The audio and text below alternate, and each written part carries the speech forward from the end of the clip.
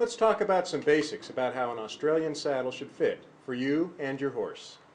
When you sit in an Australian saddle with your feet in the stirrups, there should be about 1/4 inch to 1 inch distance between the pulleys and your thighs. You should be able to slide your hand between your thighs and the pulley. It's a personal preference on exactly how close you are, but if you're too far away, you'll lose the advantage of the pulleys. The idea is that the pulleys should be close enough to come into play quickly when you need them, but far enough away so that your thighs do not rub on them as you're riding. Your legs should be at approximately the same angle as the pulleys in a sitting position. To see if your saddle fits, sit on the saddle in a balanced and level position.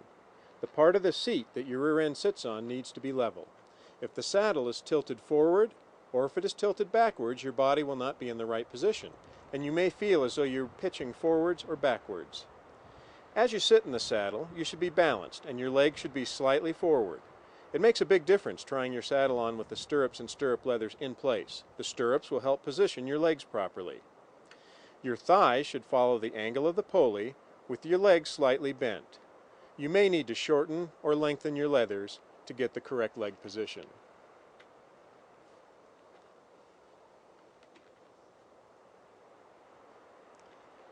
The Australian saddle sits forward on the horse's back like an English saddle, as opposed to further back like a Western saddle.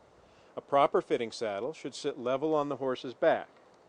It used to be that you would make sure that the pommel and cantle were level to determine proper fit. However, Australian saddle styles have changed some over the years, and with the addition of higher cantles for a deeper, more supportive seat, and horns on some models, this is no longer necessarily true. The real measure is the levelness of the seat where your rear end sits.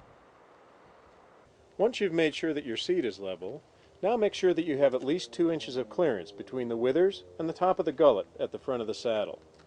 The saddle should not be pressing on the horse's spine. The clearance should run anywhere between 2 and 4 inches. Here you can see that this horse has 3 inches of clearance. If your saddle seat is sloping down towards the horse's neck, then the saddle is too wide. This will cause your body weight to be placed too far forward on the horse's withers, causing the saddle to put pressure on the withers, or rub the horse.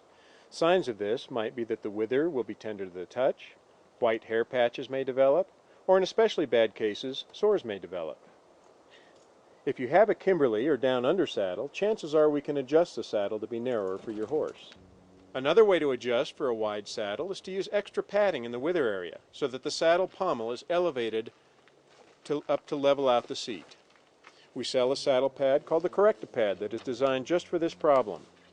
This pad has a pocket in the front that can be filled with a piece of wool felt to adjust the needed height. Now look at the clearance we've got on the saddle.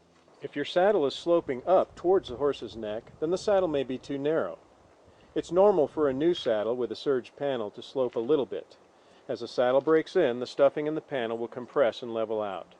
But if it is sloping upward significantly, then it may be too narrow.